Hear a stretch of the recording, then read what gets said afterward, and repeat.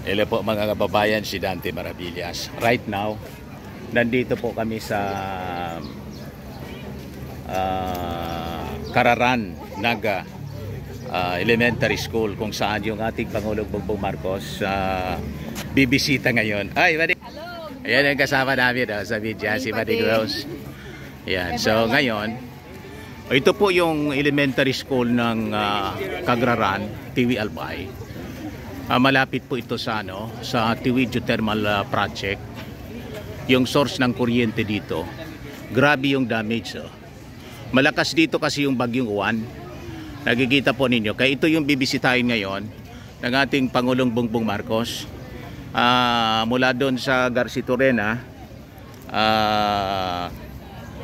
didiretso siya ngayon dito po sa Tiwi Albay. So, tawang team kami po ng mga vloggers na sumusuporta sa ating Pangulong Bongbong Marcos, covering yung kanyang mga activities, na despite mga kababayan na ang destabilization na ginagawa sa kanya, at nakakalungkot kasi mismong yung kanyang kapatid, mga kababayan, yung kasama pa sa destabilization, si Amy Marcos. Pero yung ating Pangulong Bongbong hindi po nagpapatinag. Tuloy-tuloy lang sa kanyang pagserbisyo. Makikita ninyo po dito, mga kababayan, ayan, mga kasama namin sa media to cover the event dito at magbibigay ng ayuda. So yan ang mga kasama namin dito. So actually 11 o'clock pa in the morning, expected na pupunta dito yung ating Bongbong Marcos para inspeksyonin po yung mga inspeksyonin yung mga nasira na mga silid-aralan. Pero ngayon may klase naman po dito. Tingnan natin yung mga bata. Tingnan natin dito. Ayan, may klase dito. And siguro naman po bibisitahin din yung mga bata dito. Tuloy-tuloy yung klase nila. Grade 1 class. Ayan, ayan po mga kababayan. Interview tayo ng ilang mga officials po dito, mga municipal officials, para kumustahin kung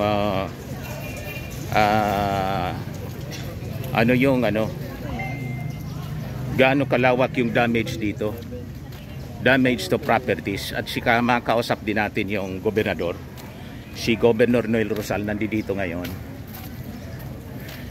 Governor, so kausapin natin si Gob, kumustahin natin. Gob!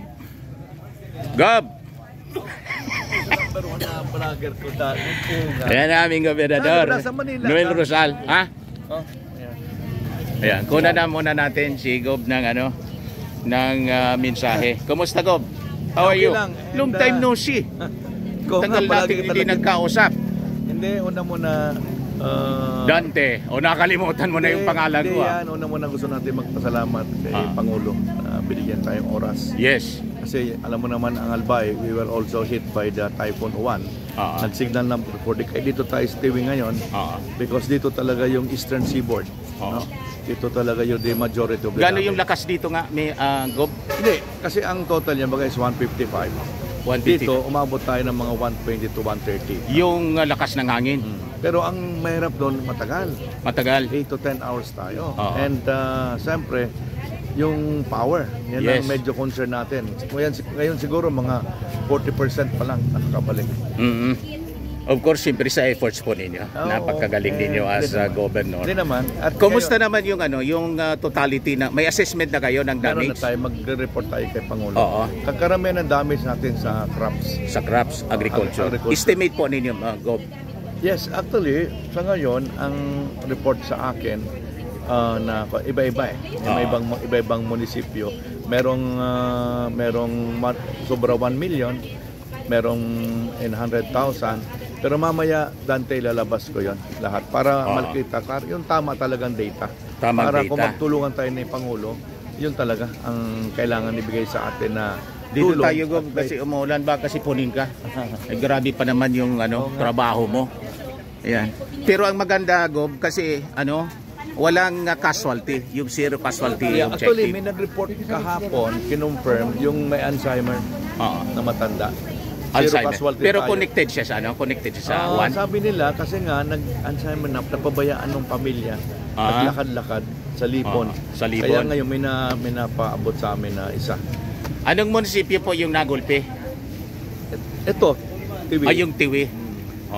Meron din sa Pulangi. May mga nasirang tulay dito? Wala man? Sa PNR. Yung PNR yung sa Ginobatan? Yung pero mga mga damage sa flood control. May mga nag-damage. Kumusta yung ating mga yung palayan natin, di ba? Palayan? Yan ang Marami yung report damage. natin. Meron tayong damage sa 700,000. Meron tayong 1 million plus. Ang total niyan, siguro ahabot tayo ng almost mga 8 to 10 million. Sa agriculture. Total namin agriculture. Pati sa infrastructure. Iba pa yan. Oo. Iba pa yan. Pero yung Tiwi talaga, yung Tiwi yung yung mga paaralan. Nakita ko yung mabuti ang makita ni Pangulo ito para mabigyan tayo ng tulong. Lalo na itong mga munisipyo na kulang ang budget. Opo. Malaking tulong to. So napakaganda na ganun. Oo. At pwede akong umiba ng kwento? Yeah. Kumusta yung kwan mo? Alam mo naman yung mga kumakalat na yung problema mo sa ano ba yon? Parang yung sa Comelec? Actually, yung case na yon, it's a hindi bagong case yon. Pero hindi naman natin pwede discuss fully, Pero nakapagtataka lang Dante, bakit yung case na yon bigla na lang lumutang, Oo nga. Pinatakbo tayo, proclaim tayo. Even the Supreme Court issued the TRO. Yung una, di ba? Hindi ka nakaupo. Yung una. The decision of the... Hindi, ang maganda nitong may sabi Konektado pa yan doon sa nauna? Yung ombudsman case kasi is immediate executory dati. Pero it's not final. Alam natin lahat yan. As a matter of fact, it was reduced already by the Court of Appeal, di ba? Into mere suspension na lang. So wala na tayong dismissal, Although in-appeal pa yan sa Supreme Court, pero remains that is now reduced to suspension. Kaya ngayon, nasa in-bank pa ito dati. I hope naman na makikita ito ni na Chairman George. Hindi naman to immediate executory. Nasa division lang ito. Tingin ko naman we have also our own lawyers, Senator ni Makalintal. Hindi naman sa confident, but we know that may technicality, hindi pwede mag-material misrepresentation. Kasi wala pang final Alam nga naman, Dante, lagay ko doon, convicted na ako. Hindi ako nakatakbo. Tapos Dante ngayon na downgrade na. Ay, balik natin mag-eleksyon kasi downgraded pala. Yun ang sinasabi ng batas. Hanggat wala pang final. Diba, Dante? Pagbigyan mo. Kaya nag-TRO yung Supreme Court. Diba lahat kami ng mga mayor sa Cebu, Mandaue, diba kasabay ako doon. Diba, nung nalala mo yun, 2025, this year. 2025. Diba? So, ngayon pala, ingang kita din ng... Mag-survey muna tayo. Dito muna. So, in totality, yung priority po ninyo dito, yung rehabilitation? Rehab, yung power, siguro. Power. And siyempre, i-take advantage natin ito. Di ba yung mga paaralan na na-distroso? Saka yung mga, pwede natin magawa ng mga infrastructure.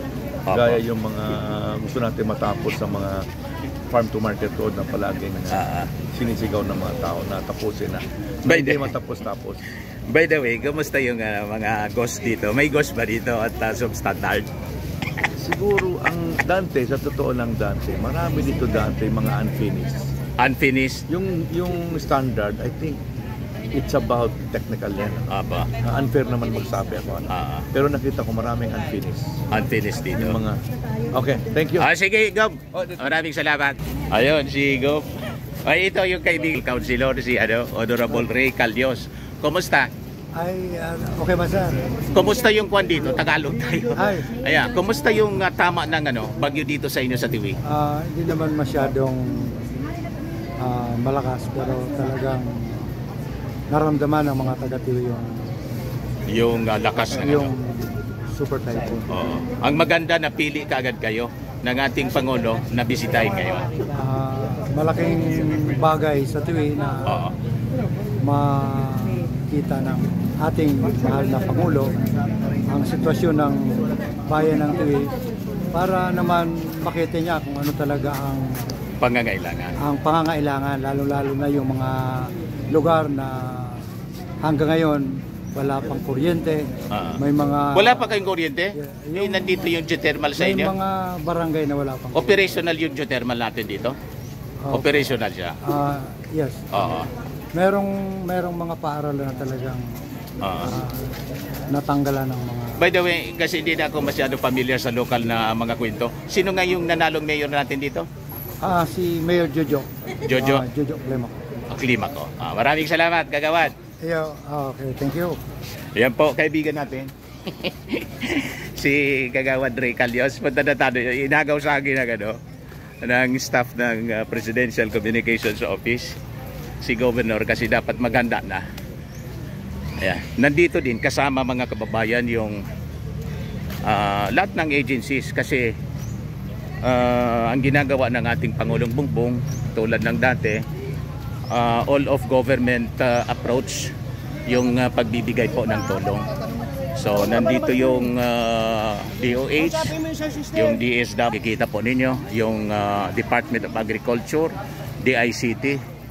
So lahat na nandito mga kababayan, yung mga serbisyo na kailangan ng ating mga mamamayan.